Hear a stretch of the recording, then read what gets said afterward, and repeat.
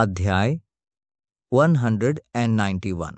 Piers मुख्यालय के चिकने कांच की दीवारों वाले सम्मेलन कक्ष में स्टीवन हुक के उदास चेहरे को देखकर सभी की लार टपक पड़ी। उच्चस्तरीय बैठकों के लिए डिजाइन किया गया यह कमरा असामान्य रूप से दमनकारी लग रहा था, क्योंकि स्टीवन की आवाज क्रोध और हताशा से भरी हुई दीवारों से गूंज रही थी। आखिर हो क्या रहा है? उस समस्या के सुलझने के बाद से हमारे शेयर लगातार गिर रहे हैं। स्टीवन गुस्से से लाल होकर चिल्लाया। उसने मेज पर जोर से मुक्का मारा, जिससे डिजिटल डिस्प्ले टिमटिमाने लगे। उनके आस पास मौजूद वरिष्ठ अधिकारियों और आईटी विशेषज्ञों की टीम बेचैन नजरों से एक दूसरे को देख रही थी। हाल ही में हुए व्यवधान के बाद वे पियर्स की बाजार स्थिति को स्थिर करने के लिए अथक प्रयास कर रहे थे, लेकिन नुकसान पहले ही हो चुका था। न केवल उनके शेयरों को नुकसान हुआ था, बल्कि माइक्रोसॉफ्ट की अभूतपूर्व वीआर तकनीक ने भी मीडिया की सुर्खियां बटोर ली थीं। यद्यपि उन्होंने इस मुद्दे को शीघ्र ही सुलझा लिया था, लेकिन माइक्रोसॉफ्ट के अभिनव वीआर हेडगियर ने तकनीकी जगत का ध्यान आकर्षित कर लिया था, जिससे पियर्स पीछे छूट गया। स्टीवन की आंखें सिकुड़ गईं और उसने अपनी टीम को घूरते हुए कहा, हमने माइक्रोसॉफ्ट से बेहतर प्रदर्शन किया है। सिर्फ उन्हीं की चर्चा हो रही है, जबकि हम किनारे हो गए हैं, क्योंकि वे सुर्खियां और बाजार हिस्सेदारी बटोर रहे हैं। वह रुका और खुद को थोड़ा शांत करने के लिए गहरी सांस ली। कमरे में सन्नाटा था। बस पास के उपकरणों से कभी कभार बीप की आवाज आ रही थी। स्टीवन का दिमाग तेजी से घूम रहा था, क्योंकि वह अपनी मौजूदा मुश्किल के नतीजों पर विचार कर रहा था। मुझे यकीन है कि नेक्स्ट जेन इनोवेशंस का वो लड़का इस वीआर सफलता के पीछे है। मुझे इस बात का पूरा यकीन है, स्टीवन बुदबुदाया। उसकी आवाज धीमी, धमकी भरी गरज में बदल गई। अमन और उसकी कंपनी के हालिया कदमों के बारे में सोचते हुए उसकी आंखें एक भयावह दृढ़ संकल्प से चमक उठीं। नेक्स्ट जेन इनोवेशंस का जिक्र आते ही स्टीवन को अचानक पहचान का एहसास हुआ। स्टीवन का ध्यान आर्या और अमन की ओर चला गया, जिससे उसके चेहरे पर उलझन पैदा हो गई। वह लगभग अपने आप से ही बोला, जैसे उसकी आंखों में एक खतरनाक चमक उभर आई हो, मैं इस मौके को हाथ से नहीं जाने दे सकता। वह कमरे में चहलकदमी कर रहा था, उसका दिमाग तेजी से काम कर रहा था। हमें जवाबी हमला करना होगा और हमें यह चतुराई से करना होगा। अगर नेक्स्ट जेन इनोवेशंस अपनी वीआर तकनीक से सीमाओं को लांघ रहा है, तो अब समय आ गया है कि हम उनके प्रभाव का मुकाबला करने के लिए एक निर्णायक कदम उठाएं। स्टीवन की नज़र बाजार के रुझान और प्रतिस्पर्धियों के विश्लेषण वाली एक बड़ी स्क्रीन पर टिक गई। उसका चेहरा दृढ़ संकल्प से कठोर हो गया। मुझे नेक्स्ट जेन इनोवेशंस को मात देने की एक योजना चाहिए। हर संभव पहलू को ध्यान में रखना होगा। अगर उन्हें लगता है कि वे पियर्स को मात दे सकते हैं, तो उनके पास एक और चीज है। अधिकारियों ने सिर हिलाया। उनके हाव भाव में आशंका और दृढ़ संकल्प का मिश्रण झलक रहा था। जैसे ही वे स्टीवन के आदेशों का पालन करने के लिए तितर बितर हुए, कमरे का माहौल तनावपूर्ण हताशा से केंद्रित तात्कालिकता में बदल गया। स्टीवन हुक अकेले खड़े थे, जमीन से छत तक ऊंची खिड़कियों से नीचे शहर को घूर रहे थे। उनका दिमाग अगले कदम पर काम कर रहा था। मुकाबला कड़ा था, लेकिन वो पियर्स का दबदबा फिर से हासिल करने और बाजी अपने पक्ष में मोड़ने के लिए दृढ़ थे। वह नेक्स्ट जेन इनोवेशंस और उनकी वीआर तकनीक को बाजार पर हावी नहीं होने दे सकता था। खेल शुरू हो चुका था और स्टीवन अपना हाथ आजमाने के लिए तैयार था। इस बात को ध्यान में रखते हुए उन्होंने कुछ भाड़े के सैनिकों को किराए पर लेने का निर्णय लिया। चूंकि डेक्सिया में क्लोज्ड लूप सोशल मीडिया वातावरण बनाए रखने के लिए बाहरी सॉफ्टवेयर पर भारी प्रतिबंध थे, यूको टेक्नोलॉजीज ने टॉक जीपीटी के अपने संस्करण और 10x कंप्रेशन क्षमता वाली क्रांतिकारी जिप फाइलों के साथ काफी ध्यान आकर्षित किया। इन नवाचारों ने पिछले वर्ष कंपनी के निवेश पर उल्लेखनीय 120% रिटर्न में योगदान दिया।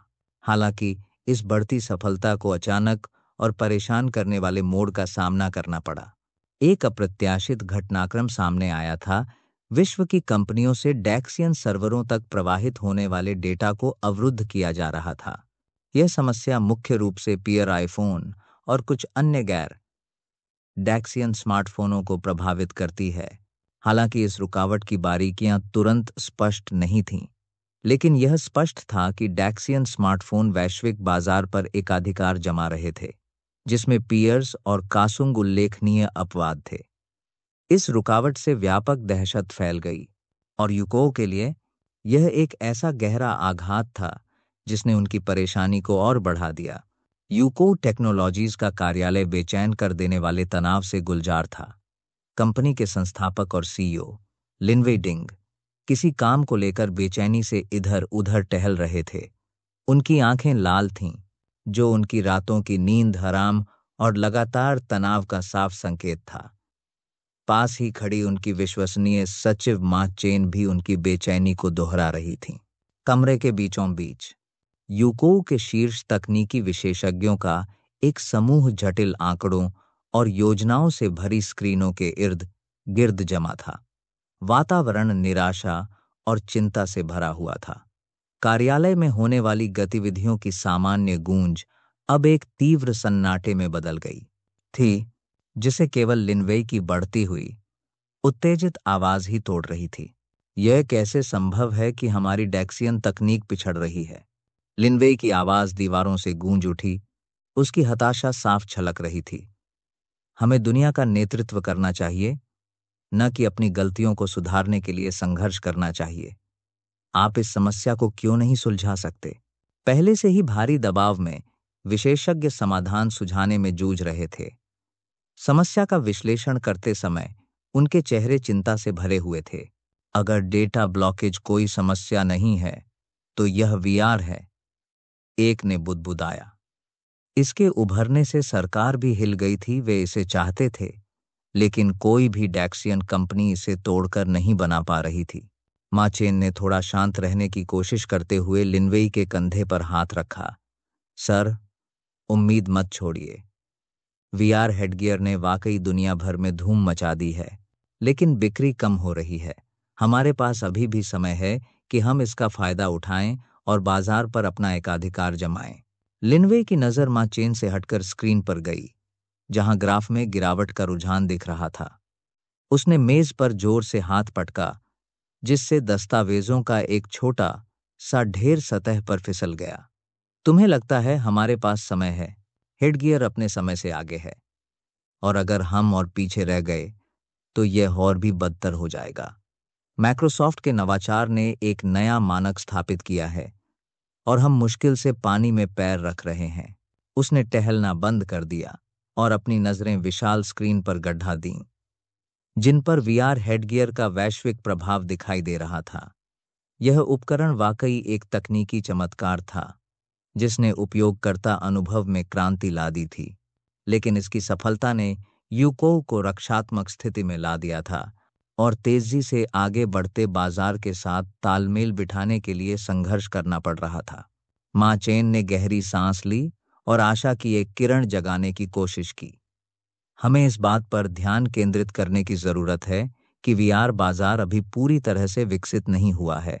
अगर हम तेजी से आगे बढ़ें तो हमारे अपने नवाचारों को पेश करने का एक अच्छा अवसर है। वीआर हेडगियर भले ही उन्नत हो, लेकिन इसका व्यापक उपयोग नहीं हो पाया है। अगर हम अपने विकास के साथ आगे बढ़ सकें, तो हम संभावित रूप से स्थिति को बदल सकते हैं। लिनवेई ने धीरे से सिर हिलाया। उसके दिमाग में संभावित रणनीतियां घूम रही थीं। वह जानता था कि यूको को निर्णायक कदम उठाने की जरूरत है।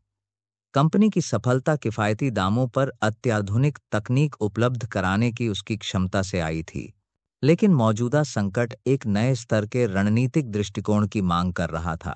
ठीक है, लिनवेई ने अपनी आवाज को स्थिर करते हुए कहा, हमें दो चीजों को प्राथमिकता देनी होगी। सबसे पहले, डेटा अवरोध की तुरंत पहचान करें और उसका समाधान करें। दूसरा, अपने वीआर विकास प्रयासों में तेजी लाएं। अगर हम कोई ऐसा गेम चेंजिंग एप्लीकेशन पेश कर सकें जो हमारे वीआर हेडगियर का पूरक हो, तो हम बाजार पर नियंत्रण कर सकते हैं। लिनवेई के नए सिरे से ध्यान को भांपते हुए विशेषज्ञों ने अपने प्रयासों को फिर से केंद्रित करना शुरू कर दिया। मां चेन ने लिनवेई की ओर देखा। उनकी आंखों में दृढ़ संकल्प झलक रहा था। मैं डेटा की समस्या का समाधान करने और हमारे वीआर प्रोजेक्ट को गति देने के लिए टीम के साथ समन्वय करूंगा। हम यह सुनिश्चित करेंगे कि यूको तकनीकी प्रगति में सबसे आगे रहे। जैसे ही टीम अपने अपने काम निपटाने के लिए बिखरी, लिनवेई ने कुछ पल सोचने के लिए रुका। दबाव तो बहुत था, लेकिन इनाम भी उतना ही था। यूको टेक्नोलॉजीज अब लड़खड़ाने के लिए काफी आगे आ चुकी थी और अब यह उन पर निर्भर था कि वे इस मुश्किल दौर से पार पाएं और मजबूती से उभरें। अमन के घर के रास्ते के पास एक समूह इकट्ठा हो गया और अपनी अगली चाल की योजना बनाने लगा। उनमें से एक ने कहा, अमन छुट्टी पर है, इसलिए घर लगभग बेपरवाह है, सिवाय 4 गश्ती गार्डों के। यही हमारे लिए अंदर घुसने का मौका है। समूह शीघ्र ही एक योजना पर सहमत हो गया। उन्होंने निरीक्षण करने के लिए पुलिस अधिकारी का वेश धारण करने का निर्णय लिया। कुछ ही देर बाद पुलिस की वर्दी पहने कुछ लोग वहां पहुंचे और दावा किया कि वे इलाके में हुई हाल की चोरियों की जांच कर रहे हैं। उनका मकसद गार्डों का ध्यान भटकाना था, जबकि एक विरोधी गुट द्वारा नियुक्त एक अन्य टीम सुरक्षा कैमरों को निष्क्रिय करने में लगी थी। कैमरे बंद करके वे तहखाने में पहुंचे, जहां अमन का अस्थायी सर्वर स्थित था। ऑपरेशन की निगरानी का काम सौंपा गया। एक व्यक्ति सतर्क निगाह रखे हुए था तथा गार्डों को कथित जांच का अनुपालन करने का निर्देश दे रहा था। इस बीच मुख्य द्वार पर अमन के घर के सुरक्षा प्रमुख डोनाल्ड के पास स्थानीय विद्युत उपयोगिता कंपनी के लोगो वाली बनियान और टोपी पहने 2 व्यक्ति आए। हम आपकी क्या मदद कर सकते हैं? एरोन ने पूछा। हमें कंपनी ने इस घर में हाल ही में हुई बिजली की खपत में हुई बढ़ोतरी की जांच करने के लिए भेजा है। उनमें से एक आदमी ने अपना टूल बॉक्स नीचे रखते हुए और अपने बैग में दस्तावेज ढूंढते हुए जवाब दिया। ये रहे हमारे प्रमाण पत्र और निरीक्षण का आदेश। एरोन ने दस्तावेजों की जांच की और फिर सेलिना को अनुमति के लिए फोन किया, क्योंकि अमन का फोन नहीं बज रहा था। थोड़ी देर की हिचकिचाहट और स्क्रीन पर एक चमकता हुआ संदेश देखने के बाद सेलिना ने अपनी मंजूरी दे दी। एरोन ने अब अनुमति लेकर 6 लोगों के दल को अंदर जाने दिया। उन्होंने कुछ देर इधर उधर देखा और जैसे ही एरन ने अपना ध्यान दूसरी ओर लगाया, उसे पीछे से टक्कर मार दी गई और वह बेहोश हो गया। आश्चर्य की बात यह है कि वे अकेले घुसपैठिए नहीं थे। उसी समय घुसपैठियों का एक और समूह सीसीटीवी कैमरों को हैक करके घर में घुस आया, जिससे यह पुष्टि हो गई कि सब कुछ साफ है। वे दीवार और बाड़ फांदकर और खिड़की का शीशा तोड़कर घर में घुस गए। अंधेरे में वे टॉर्च की रोशनी में रास्ता बनाते हुए सीधे बेसमेंट की ओर बढ़ गए। तहखाने में उतरते समय उन्होंने चारों ओर देखा। क्या तुम्हें कुछ मिला? दूसरे समूह के एक सदस्य ने पूछा। नहीं, अमन स्पष्ट रूप से छुट्टी पर है, समूह के पहले सदस्य ने उत्तर दिया। फोन पर जवाब आया। यह वास्तव में बहुत अच्छी खबर है। आगे बढ़ो और डेटा चुराओ। तुम्हारे कौशल से मुझे यकीन है कि यह आसान हो जाएगा। दोनों समूह अपनी योजनाओं को क्रियान्वित करने की तैयारी कर रहे थे तथा वातावरण में तनाव व्याप्त था, क्योंकि दोनों को ही बहुमूल्य डेटा प्राप्त करने में बहुत जोखिम होने का एहसास था। ठेकेदारों के वेश में हैकरों की एक टीम, जो संपत्ति में घुसकर काम कर रही थी, ने सुरक्षा प्रणालियों को दरकिनार कर दिया और अनधिकृत पहुंच प्राप्त कर ली। उनका उद्देश्य अमन की उन्नत तकनीकी प्रणालियों, जिनमें प्रायोगिक प्रौद्योगिकियां और प्रोटोटाइप शामिल थे, से संवेदनशील डेटा का पता लगाना और उसे निकालना था। तभी छद्मवेशधारी अधिकारी अंदर आया। क्या यहां कोई है? दोनों ओर से भ्रम की चीखें गूंजने लगीं। बेसमेंट में जब बिजली कर्मचारियों को वितरण पैनल की ओर ले जाया जा रहा था, तो भेष बदले हुए पुलिस अधिकारियों और हैकरों के बीच आमना सामना हुआ। जैसे ही दोनों समूह एक साथ आए, तनाव स्पष्ट रूप से दिखाई देने लगा। मंद रोशनी वाले तहखाने में जब 2 समूह एक दूसरे के सामने थे, तो वातावरण तनाव से भर गया। पहले समूह में नकली पुलिस अधिकारी शामिल थे, जिसका नेतृत्व ऑफिसर ब्लेक नाम का एक लंबा चौड़ा आदमी कर रहा था, जिसका कठोर चेहरा और गठीला शरीर उसे एक दुर्जेय व्यक्तित्व बनाता था। उसका साथी ऑफिसर रीड कद में छोटा था, लेकिन उतना ही गंभीर। उसके चेहरे पर हमेशा एक तिरछी नजर रहती थी। दूसरे समूह का नेतृत्व एलेक्स नाम के एक दुबले पतले आदमी ने किया, जिसमें हैकर्स शामिल थे। उसकी तेज नजरें और तेज चालें बता रही थीं कि वह दबाव में काम करने का आदी था। उसकी साथी जेना एक तकनीक प्रेमी महिला, छोटे काले बालों और चुस्त शरीर वाली, जटिल प्रणालियों को समझने में माहिर थी। जैसे ही दोनों समूह आमने सामने आए, उनकी शुरुआती प्रतिक्रिया शत्रुतापूर्ण थी। ब्लेक ने टॉर्च लहराते हुए चिल्लाया, तुम कौन हो? एलेक्स ने आश्चर्य व्यक्त किया, लेकिन तुरंत जवाब देते हुए कहा, नहीं, आप कौन हैं? वातावरण में शत्रुता की चिंगारी भड़क उठी, जब तक कि जेना ने तनाव को देखते हुए आगे बढ़कर पूछा, क्या आप भी यहां वैज्ञानिक डेटा चुराने आए हैं? ब्लैक के चेहरे पर समझ की एक झलक उभरी। तो तुम भी इसके पीछे पड़े हो? कुछ देर सोचने के बाद दोनों टीमों को एहसास हुआ कि उनका लक्ष्य एक ही है। दोनों एक साथ बोले, और दोनों की आवाजें एक दूसरे पर सहमति में थीं। आइए, लड़ाई में समय बर्बाद न करें।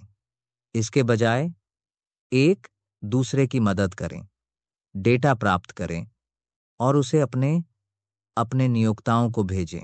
हाँ, मैं तो यही कहने वाला था। इस पर लड़ने का कोई मतलब नहीं है। हमारी कोई दुश्मनी नहीं है। दोनों टीमें अनिच्छा से सहयोग करने के लिए राजी हो गईं। उन्होंने मिलकर तहखाने की तलाशी शुरू की, और उनका शुरुआती अविश्वास धीरे धीरे एक साझा लक्ष्य में बदल गया। छद्मवेशधारी अधिकारी अपना कार्य पूरा करने का प्रयास कर रहे थे, जबकि हैकर्स का ध्यान डेटा प्राप्त करने पर था। दृश्य अराजकतापूर्ण हो गया। विभिन्न टीमें अपने लक्ष्य को प्राप्त करने के लिए संघर्ष कर रही थीं। हैकर्स अमन की प्रौद्योगिकियों के बारे में खुफिया जानकारी इकट्ठा करना चाहते थे, जबकि नकली पुलिस का उद्देश्य ध्यान भटकाना था, और असली उपयोगिता कर्मचारी गोलीबारी में फंस गए, जो भ्रम के बीच अपना वैध निरीक्षण करने का प्रयास कर रहे थे। जब वे खोजबीन कर रहे थे, तो उन्हें कमरे के बीचों बीच एक विशाल सर्वर दिखाई दिया। मुझे लगता है कि यही है ना? ब्लेक ने कहा। उसकी आंखें आश्चर्य से चौड़ी हो गईं जब उसने विशाल क्वांटम मशीन को देखा। कमरे में सन्नाटा छा गया, क्योंकि सबकी नजर सर्वर पर थी। मशीन का विशाल आकार और जटिलता देखकर टीमें कुछ पल के लिए अवाक रह गईं। यह क्या बकवास है?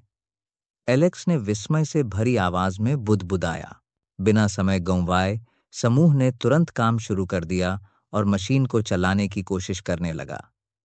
उन्हें आश्चर्य हुआ कि बिना कोई पासवर्ड डाले ही मशीन चालू हो गई। ये क्या बकवास है? क्या वो आदमी बेवकूफ है? जेना ने अविश्वास से कहा। शायद उसने कभी सोचा भी नहीं होगा कि कोई अंदर घुस आएगा। ब्लेक ने कंधे उचकाए और एलेक्स की ओर मुड़ा। वैसे तुम किसके लिए काम कर रहे हो? एलेक्स का चेहरा सख्त हो गया। हम अपने मालिक का नाम नहीं बता सकते। ब्लैक ने एक क्षण सोचा और कहा, तो फिर देश का नाम बताइए। उसने कुछ जानकारी प्राप्त करने की कोशिश की, लेकिन अफसोस एलेक्स बहुत घमंडी था और उसने बस घूर कर देखा, हिलने से इनकार कर दिया। कुछ दिन पहले रोमन और विक्टर अमन से थोड़ी दूर बालकनी की ओर खड़े थे और अगले कदम के लिए तैयार होते हुए भावपूर्ण ढंग से आगे की ओर देख रहे थे। जिस घर में वे थे वह पूरी तरह से अंधेरा था। प्रकाश का एकमात्र स्रोत सड़क पर लगा एक लैंप था, जो दीवारों पर लंबी परछाई डालता था। रोमन ने अपना फोन निकाला और अमन का नंबर डायल किया। उसकी उंगलियां थोड़ी कांप रही थीं। कॉल लगभग तुरंत कनेक्ट हो गई और अमन की शांत, अटल आवाज सुनाई दी। बॉस, क्या आपको यकीन है? यह थोड़ा बड़ा हो सकता है, रोमन ने बेचैनी से कहा। अमन का जवाब तीखा और आत्मविश्वास से भरा था। हाँ, मुझे यकीन है, बस करो। रोमन ने विक्टर की तरफ देखा, जिसने सर हिलाकर कहा, ठीक है, हम इस पर काम कर रहे हैं। फिर उसने कॉल खत्म की और विक्टर से नजरें मिलाते हुए खड़ा हो गया। समय हो गया है। विक्टर जमीन पर पड़े एक बड़े मजबूत ब्रीफकेस के पास गया। उसने उसे खोला तो उसमें इस्तेमाल के लिए तैयार बारीकी से रखे विस्फोटक उपकरणों का एक संग्रह दिखाई दिया। उसने व्यवस्थित ढंग से उपकरणों को लगाना शुरू किया। उसके हाथ सटीकता से और उनकी गति सोच समझकर चल रही थी। इससे पहले रोमन और विक्टर ने अमन के घर में बड़े ही बारीकी से बम लगाए थे। पिछले कुछ दिनों में उन्होंने अलग अलग बहाने बनाकर घर में घुसकर लेआउट का अध्ययन किया और प्रमुख स्थानों की पहचान की।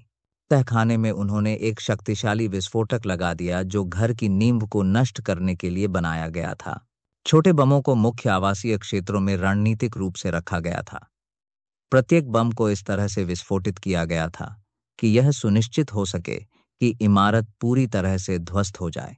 परिधि के चारों ओर और बाहरी दीवारों पर अतिरिक्त बम छिपा दिए गए थे, जिससे भागने या मदद के लिए पुकारने का कोई भी रास्ता बंद हो गया।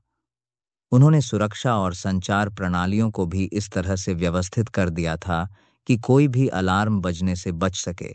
जैसे जैसे घड़ी अंतिम घंटे की ओर बढ़ रही थी, रोमन और विक्टर विस्फोटों के लिए तैयार हो रहे थे। एक बार जब सभी लोग अंदर पहुंच गए तो उन्होंने गार्डों से बात करके उन्हें वहां से चले जाने को कहा, ताकि वे यह सुनिश्चित कर सकें कि वे आग की चपेट में ना आ जाएं। वैसे क्या आपको यकीन है कि वे लोग बाहर हैं? हाँ, मैंने उन्हें भेज दिया है। हारून उन्हें ले गया था। रोमन ने विक्टर की ओर देखा और धीरे से कहा, छेद में आग। अंतिम क्लिक के साथ रोमन ने डेटोनेटर सक्रिय कर दिए। इसके बाद जो हुआ वह एक बहरा कर देने वाला विस्फोट था। बूम! वे पीछे हटकर पास की एक इमारत की छत पर चले गए। उनके चेहरे नीचे धधकती आग की हल्की चमक से जगमगा रहे थे। दूरबीन से झांकते हुए विक्टर ने धीमी सी सीटी बजाई। अरे, ये तो कोई आतिशबाजी है। तुम्हें लगता है लोग देख रहे होंगे? संतुष्ट मुस्कान के साथ रोमन ने अपना रुख ठीक किया। उन्हें ऐसा ही रहना चाहिए। यह तो आग में बनी एक कलाकृति है। उन्होंने देखा कि अमन का गार्ड घर से बाहर निकला, आग की पृष्ठभूमि में छाया हुआ। उनके चेहरे भावहीन थे क्योंकि वे शांत, लगभग उदासीन रुचि के साथ विनाश का जायजा ले रहे थे। विक्टर ने बुदबुदाते हुए कहा, ये लोग हमसे अधिक प्रशिक्षित प्रतीत होते हैं। छोड़ो भी, हम तो बस उसके माथत बने हैं, जबकि ये लोग तो सदियों से उसके पीछे पड़े हैं। रोमन ने अपना फोन उठाया और अमन को फिर से कॉल किया। कॉल लगभग तुरंत कनेक्ट हो गई। बॉस, रोमन ने विजय के स्वर में कहा, यह हो गया। पूरी जगह बिखर गई है। दूसरी तरफ से अमन की आवाज शांत रही। अच्छा काम किया। ध्यान रहे कि कोई सबूत न छूटे। हम कोई भी बात अनसुलझी नहीं रखना चाहते। विक्टर, जो अभी भी दूरबीन से दृश्य देख रहा था, ने सिर हिलाकर कहा, लगता है वह खुश है। यह जगह पूरी तरह से बर्बाद हो चुकी है। रोमन ने झट से सिर हिलाया। हाँ, वह इससे खुश होगा। चलो यहीं बात खत्म करते हैं। विस्फोटों का प्रभाव विनाशकारी था। तहखाने से हुए विस्फोट से घर में सदमे की लहरें फैल गईं। दीवारें और फर्श एक हिंसक श्रृंखला में ढह गए। मलबा हर दिशा में फैल गया और खिड़कियां कान फाड़ देने वाली ताकत से टूट गईं। शुरुआती विस्फोट के तुरंत बाद छोटे छोटे विस्फोटों की एक श्रृंखला हुई, जिससे इमारत और भी ज्यादा ध्वस्त हो गई। मलबे से आग की लपटें उठ रही थीं, जो ज्वलनशील पदार्थों और क्षतिग्रस्त ढांचे की वजह से और भी भड़क रही थीं। आग इतनी भड़की कि रास्ते में आने वाली हर चीज को निगल गई, जबकि रात के आसमान में घना काला धुआं उठ रहा था, जिससे आग की लपटें मीलों दूर से दिखाई दे रही थीं।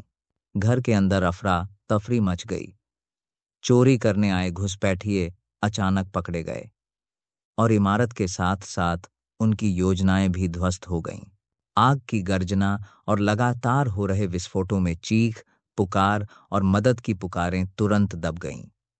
पूरा भवन सुलगते हुए खंडहर में तब्दील हो गया, जहां मुड़ी हुई धातु और जले हुए अवशेष बिखरे पड़े थे। आसपास का इलाका क्षत विक्षत हो गया था और जमीन पर मलबा बिखरा पड़ा था। रोमन और विक्टर ने अपनी विनाशकारी करतूत के दृश्य से मुंह मोड़ने से पहले 1, दूसरे को आखिरी बार संतुष्ट नजरों से देखा। रात कामयाब रही थी और उन्हें पूरा भरोसा था कि उनका मिशन बिना किसी बाधा के पूरा हो गया है। वी आर दुनिया में अमन अपने डिजिटल समुद्र तटीय विला की बालकनी पर खड़ा था, जो जटिल कोड से निर्मित था और निकोबार द्वीप समूह की शांति का अनुकरण कर रहा था। समुद्र की लहरें धीरे धीरे किनारे से टकरा रही थीं और गर्म डिजिटल धूप पूरे दृश्य पर एक हल्की सी चमक बिखेर रही थी। हालांकि उसका ध्यान पूरी तरह से सुरक्षा कैमरों से आ रही लाइव फीड पर टिका हुआ था। स्क्रीन के जरिए उन्होंने बीबीएसआर स्थित अपने घर को आग की लपटों में जलते देखा।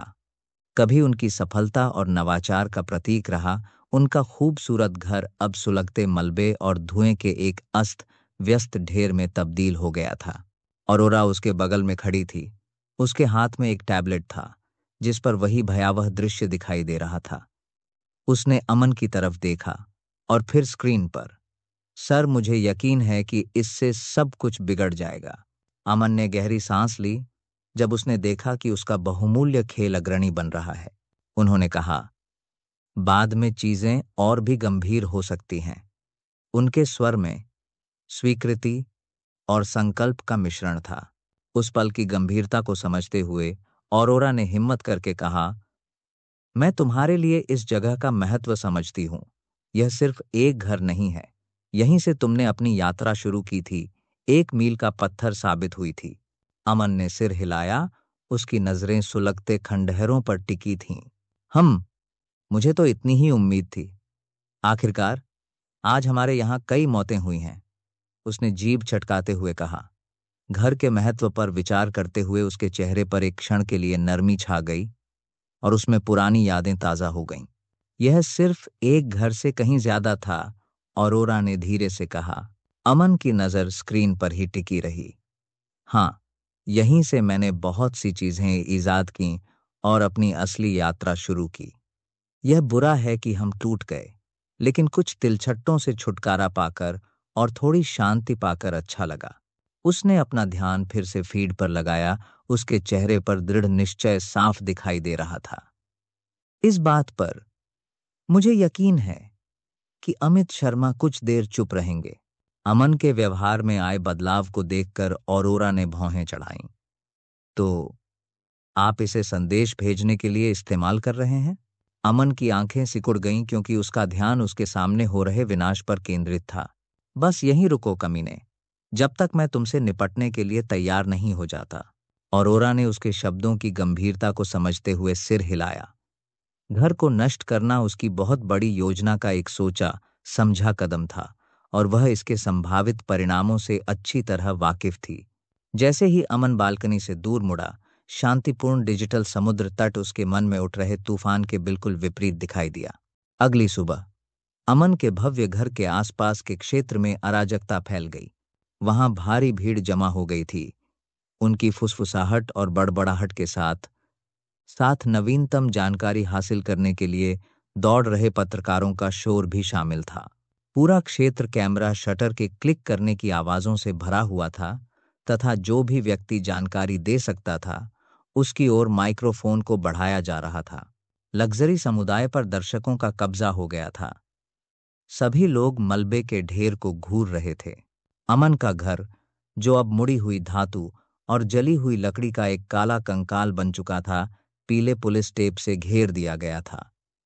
अधिकारी पूरे इलाके में गश्त कर रहे थे, यह सुनिश्चित करते हुए कि कोई भी उस खतरनाक जगह के बहुत करीब न जाए। बढ़ती भीड़ को नियंत्रित करने और स्थिति को नियंत्रण में रखने के लिए कुछ पुलिस अधिकारी तैनात थे। जल्द ही पुलिस जांचकर्ताओं की एक टीम वहां पहुंच गई।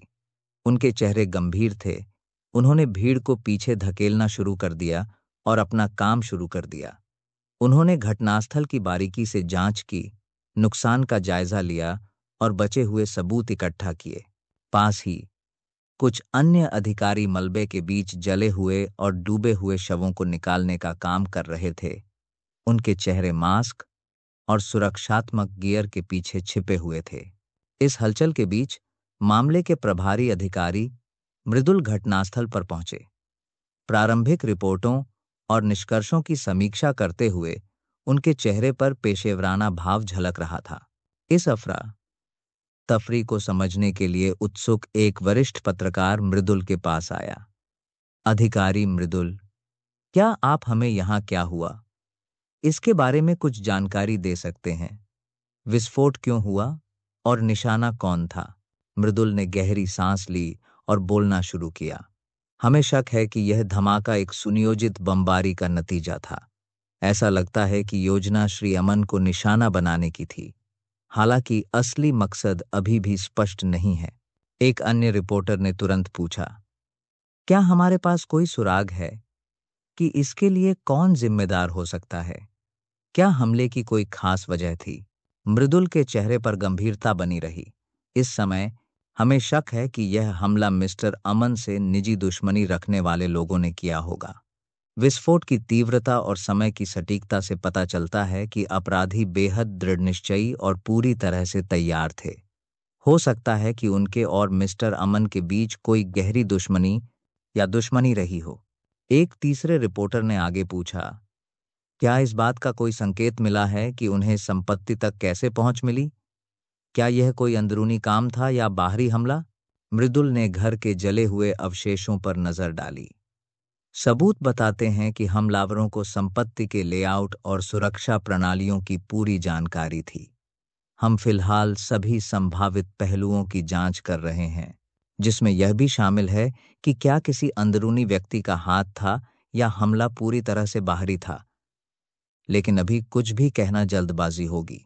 भीड़ में से एक और आवाज आई, क्या आपने घर के अंदर मौजूद पीड़ितों की पहचान कर ली है? मृदुल ने गंभीरता से सिर हिलाया।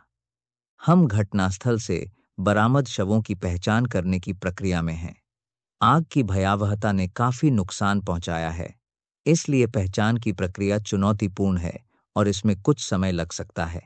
हालांकि अगर हमारा शुरुआती अनुमान सही है, तो पीड़ितों में मिस्टर अमन के कुछ अंगरक्षक भी हो सकते हैं, जिनमें संभवतः वह भी शामिल हो सकते हैं।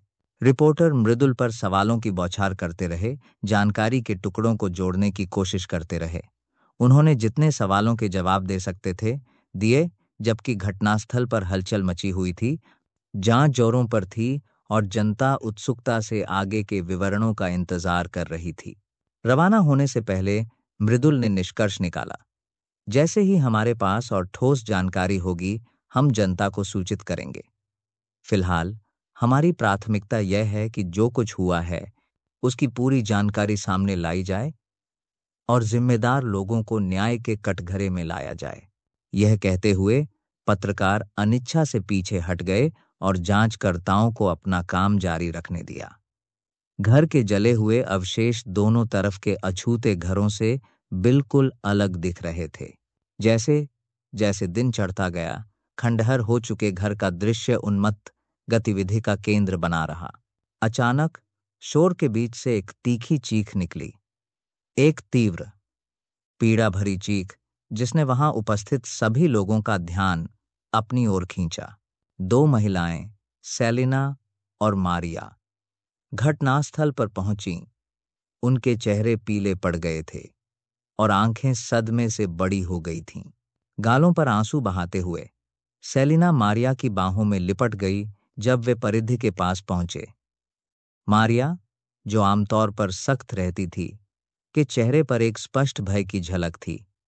जब दोनों महिलाएं, जो अपने अपने क्षेत्र में प्रमुख हस्तियां थीं, नाटकीय ढंग से अंदर आईं, तो पत्रकारों और अधिकारियों ने अपना सिर घुमा लिया। ब्रू हेवन की सीईओ के रूप में जानी जाने वाली मारिया ने इस तबाही को देखकर कांपते हुए भाव से कहा, हे भगवान! उनकी आवाज कांप रही थी। यहां क्या हो गया है? सेलिना ने अपने मुंह को हाथ से ढकते हुए किसी तरह कहा, मुझे इस पर विश्वास नहीं हो रहा है। यह भयानक है।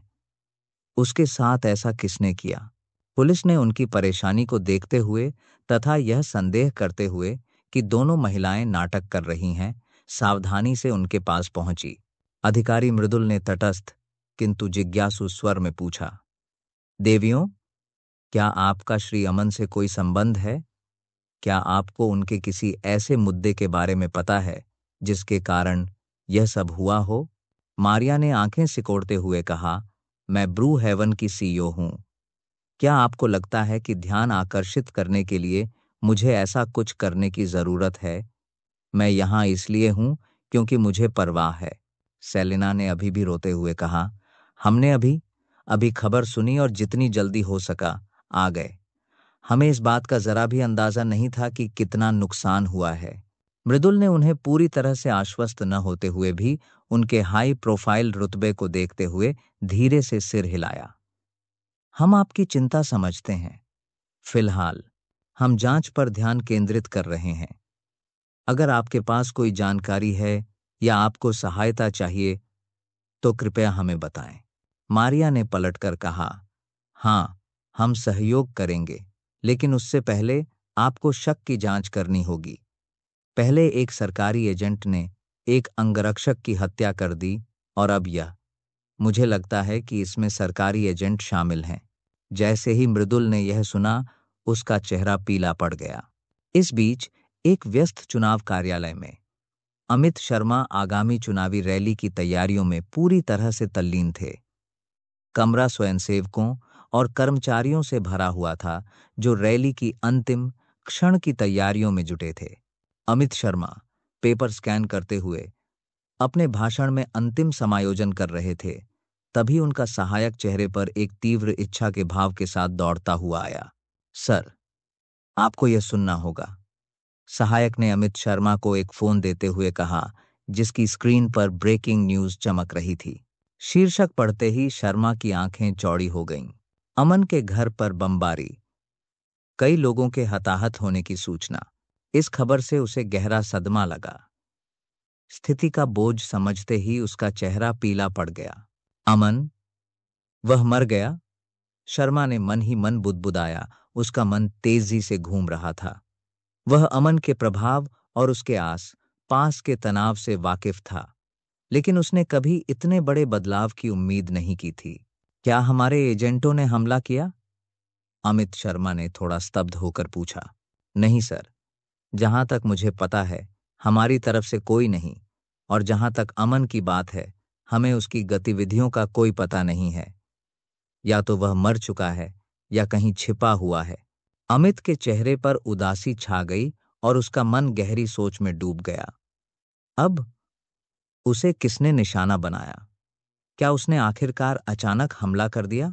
गहरी सांस लेते हुए उसने आदेश देने से पहले खुद को संभालने की कोशिश की। मुझे याद है कि वह छुट्टी पर गया था। देखो कि वह वापस लौटा है या नहीं, और अगर लौटा है तो वह सचमुच मर चुका है। क्लेयर कमरे में घुसी। उसके चेहरे पर भय और रोष का मिश्रण था। उसके अचानक और नाटकीय प्रवेश से रॉय चौंक गए, जो अपने काम में पूरी तरह तल्लीन होकर अपनी मेज पर झुके हुए थे। मेज पर उसके हाथ के जोर से पटकने से वह उछल पड़ा। उसका दिल तेजी से धड़कने लगा। जब उसने ऊपर देखा तो उसके आक्रामक व्यवहार से स्तब्ध रह गया। डार्लिंग, क्या हुआ? रॉय ने चिंता और उलझन से भरी आवाज में पूछा। तुम इतनी परेशान क्यों लग रही हो? क्लेयर का गुस्सा भड़क उठा। तुम क्या तुम मजाक कर रहे हो? वह चीखी। उसकी आवाज तीखी और भावनाओं से कांप रही थी। उसने अपना टैबलेट रॉय की ओर बढ़ाया। उसका हाथ कांप रहा था। स्क्रीन पर समाचार लेखों और जल्दी जल्दी तैयार किए गए दस्तावेजों का एक बेतरतीब क्रम दिखाई दे रहा था। रॉय की नज़र बीबीएसआर में हाल ही में हुए विस्फोट की खबरों पर पड़ी। सुर्खियों में नेक्स्ट जेन इनोवेशन से नाराज प्रतिस्पर्धियों द्वारा संभावित आतंकवादी हमले या तोड़फोड़ की अटकलें लगाई जा रही थीं, जिन्होंने हाल ही में अपने वीआर हेडसेट्स को लेकर काफी विवाद खड़ा किया था। जानकारी अव्यवस्थित थी। अपनी पत्नी की परेशानी देखकर रॉय ने उसे शांत करने की कोशिश की। अमन ठीक है, वह इतनी आसानी से हार मानने वाला नहीं है, उसने आश्वस्त मुस्कान के साथ कहा।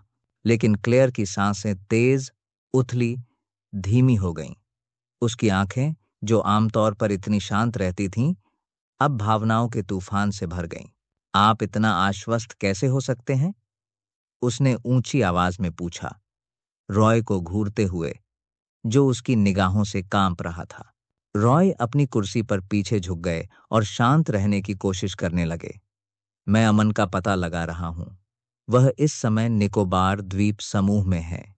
वह कुछ हफ्ते पहले वहां से चला गया था और अभी तक वापस नहीं आया है। उसकी लोकेशन को देखते हुए इस घटना में उसके शामिल होने की संभावना बहुत कम है। यह सुनकर क्लेयर की आंखों में बेचैनी थोड़ी कम हो गई और कंधे थोड़े झुक गए, लेकिन उसका चेहरा तनावग्रस्त बना रहा। वह राहत और चिंता को समझने की कोशिश कर रही थी। शवों का क्या हुआ? उसने पूछा। उसकी आवाज लगभग फुसफुसाहट जैसी थी, जिससे उसके गहरे भय का पता चलता था। मेरे सूत्रों के अनुसार कुछ शव विदेशी हैं। पूरा विवरण अभी भी अस्पष्ट है, रॉय ने यथासंभव आश्वासन देने की कोशिश करते हुए बताया। क्लेयर की भावनाएं कम हो गईं।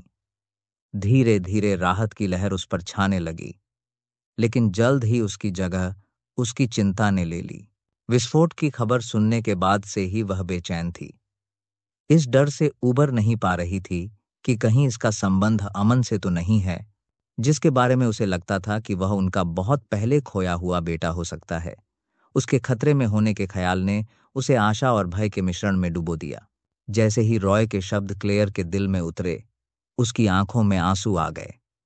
अतीत के बोझ, अपने खोए हुए बच्चे की दर्दनाक याद और एक और बच्चे को गोद लेने की दर्दनाक सच्चाई से उसका दिल दुख रहा था। वह इस उम्मीद से चिपकी रही कि शायद अमन उनका बेटा हो, लेकिन उसे फिर से खोने का डर लगभग असहनीय था। रॉय ने हाथ बढ़ाकर उसकी बांह को धीरे से छुआ, उसकी भावनाओं के तूफान में उसे संभालने की कोशिश करते हुए। मैं तुमसे वादा करता हूं, क्लेयर, अमन की सुरक्षा सुनिश्चित करने और सच्चाई उजागर करने के लिए मैं अपनी पूरी कोशिश करूंगा। बस थोड़ा और इंतजार करो। दरअसल वह पहले भी कुछ विशेष गार्ड भेजना चाहता था, लेकिन झिझक रहा था, यह सोचकर कि अगर उन्हें पता चल गया तो मुसीबत खड़ी हो सकती है। अब वह जानता था कि अब और देर नहीं की जा सकती। उन्होंने दृढ़तापूर्वक कहा, मैं सहायता के लिए कुछ सुपर ह्यूमन गार्ड भेजूंगा। क्लेयर ने सिर हिलाया। उसकी आंखें अभी भी नम थीं, लेकिन उसका संकल्प और दृढ़ हो गया। इससे पहले कि वह गहरी कांपती हुई सांस लेती, खुद को स्थिर करने की कोशिश करती। बंगाल की खाड़ी में एक जहाज हल्के नीले पानी में लहरों पर तैरता हुआ चला गया। डैनियल क्रूज जहाज के डेक पर खड़ा था और उसके अंदर आक्रोश और घबराहट का मिश्रण उमड़ रहा था। समुद्री हवा उसके कोट को खींच रही थी। जब वह निकट आते निकोबार द्वीप समूह को देख रहा था, उसकी स्थिति की अनिश्चितता उसके मन पर भारी पड़ रही थी। कुछ दिन पहले एक गुमनाम कॉल ने उन्हें एक संभावित महत्वपूर्ण सौदे के लिए निकोबार आने का निर्देश दिया था। यह आवाज निश्चित रूप से अमन की ही थी और उन्होंने एक महत्वपूर्ण साझेदारी के अवसर का संकेत दिया था। अपने मन में उठ रहे संदेह और खतरे की आशंका के बावजूद डैनियल की अंतर्ज्ञान ने उसे आगे बढ़ने के लिए प्रेरित किया। यह एक ऐसा मौका था जिसे वह गंवाना नहीं चाहता था। अपने माता पिता के साथ इस अवसर पर चर्चा करने के बाद डैनियल ने उन्नति के वादे और एक बड़े सौदे के रोमांच से प्रेरित होकर यात्रा पर निकलने का निर्णय लिया। जैसे ही जहाज द्वीप के पास पहुंचा, डैनियल को किनारे से कुछ दूरी पर एक प्राकृतिक घाट दिखाई दिया। जहाज से जमीन तक पहुंचने के लिए नाव चलाना जरूरी था। यह काम उसके आधुनिक परिवेश को देखते हुए थोड़ा पुराने जमाने का लग रहा था। गहरी सांस लेते हुए उसने खुद को अनजान रास्ते के लिए तैयार किया। किनारे पर पहुंचकर डैनियल का स्वागत कुछ पुरुषों के समूह ने किया, जो अपनी अनोखी शक्ल सूरत से अलग ही नजर आ रहे थे। आधुनिक पोशाक पहने, उनकी झुर्रियों वाली त्वचा पर कई छेद और टैटू बने हुए थे। वे आदिवासी लोगों जैसे लग रहे थे, फिर भी उनमें समकालीन परिष्कार का भाव था। उनकी उपस्थिति आकर्षक और कुछ हद तक बेचैन करने वाली थी। फिर भी उन्होंने सम्मानपूर्वक सिर हिलाकर और हाव भाव से उनका स्वागत किया। शुरुआत में जमीन ऊबड़-खाबड़ थी। रेत और ऊबड़-खाबड़ रास्ते उसके सामने फैले हुए थे। लेकिन जैसे-जैसे वे आगे बढ़ते गए, परिदृश्य बदलता गया। एक चौड़ा, पक्का रास्ता उभर आया, जो डैनियल को खुरदुरे बाहरी आवरण और शहर की भव्यता के बीच एक नाटकीय अंतर से गुजरता हुआ दिखा। जल्द ही डैनियल ने खुद को विशाल मानव स्तंभों, लुभावनी इमारतों के बीच पाया, जो जंगल से ही उभरती हुई प्रतीत हो रही थीं। वास्तुकला के अद्भुत नमूने प्राकृतिक वातावरण के साथ सहजता से घुल मिल गए थे, जिससे एक ऐसा अद्भुत शहर दृश्य निर्मित हुआ जो न केवल प्रभावशाली था, बल्कि अपने परिवेश के साथ सामंजस्यपूर्ण भी था। ऐसा लगा मानो वह किसी भविष्यवादी क्षेत्र की राजधानी में प्रवेश कर गया हो, जहां प्रकृति और आधुनिकता पूर्ण संतुलन में सह अस्तित्व में थे। उसकी छोटी सी गोल्फ कार्ट इस मनमोहक परिदृश्य से गुजरती हुई आखिरकार एक भव्य प्रवेश द्वार पर पहुंची। जैसे ही वह बाहर निकला, डैनियल का स्वागत एक जाना पहचाना चेहरा देखकर हुआ, जो गर्मजोशी से मुस्कुराकर उसका इंतजार कर रहा था। जैसे ही डैनियल गोल्फ कार्ट से उतरा, उसे तुरंत अच्छे कपड़े पहने कुछ लोगों के समूह ने घेर लिया, जो अहमियत का एहसास दिला रहे थे। वे अमन की टीम का हिस्सा थे और उनकी मौजूदगी ने निकोबार के माहौल को और भी प्रभावशाली बना दिया। उनमें से एक आदमी, जिसने पारंपरिक अंदाज वाला एक चिकना सूट पहना हुआ था, डैनियल के पास आया और उससे मजबूती से हाथ मिलाया। निकोबार में आपका स्वागत है, मिस्टर डैनियल। मैं मार्कस हूं, सर, अमन का आदमी। हम आपका इंतजार कर रहे थे। शुक्रिया मार्कस, डैनियल ने दृढ़ता से हाथ मिलाते हुए जवाब दिया। आखिरकार यहां आकर अच्छा लगा। मार्कस ने बड़े प्रवेश द्वार की ओर इशारा किया। कृपया मेरे पीछे आइए। सर, अमन आपके आने का बेसब्री से इंतजार कर रहे हैं। जैसे ही वे आगे बढ़े, टीम की एक और सदस्य, एक महिला जिसने एक सुंदर लेकिन उपयोगी पोशाक पहनी हुई थी, ने अपना परिचय दिया। मैं एलिजा हूं, यहां की ऑपरेशन मैनेजर। हम आपके आने का सारा इंतजाम संभाल लेंगे। अगर आपको किसी चीज की जरूरत हो तो बेझिझक पूछिए। डैनियल ने सराहना से सिर हिलाया। शुक्रिया एलिजा, मुझे यकीन है कि सब कुछ ठीक हो जाएगा। जैसे जैसे समूह शहर से गुजर रहा था, डैनियल खुद को इस अद्भुत वास्तुकला की तारीफ करने से नहीं रोक पाया। यह जगह अविश्वसनीय है। जिस तरह से इमारतें जंगल के साथ घुली मिली हैं, वह वाकई प्रभावशाली है। एलिजा मुस्कुराई। हमें आधुनिक डिजाइन को अपनाते हुए निकोबार की प्राकृतिक सुंदरता को संरक्षित करने में बहुत गर्व है। यह एक नाजुक संतुलन है, लेकिन हमने वर्षों में इसे निखारा है, मार्कस ने आगे कहा। और यह सिर्फ सौंदर्यबोध की बात नहीं है। प्रकृति के साथ तकनीक का एकीकरण हमारे यहाँ के कार्यों के लिए बेहद महत्वपूर्ण है। यह दक्षता और स्थायित्व दोनों सुनिश्चित करता है।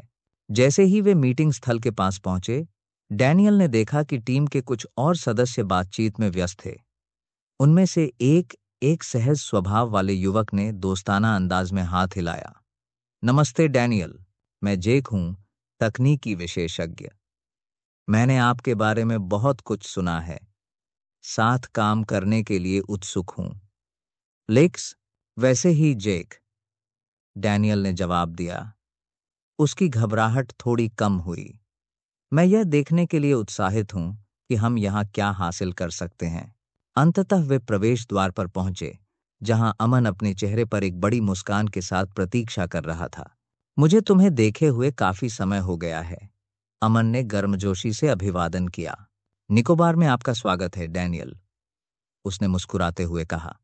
मुलाकात शुरू होने वाली थी और डैनियल इस एहसास से उबर नहीं पा रहा था कि यह तो बस एक यादगार सफर की शुरुआत है।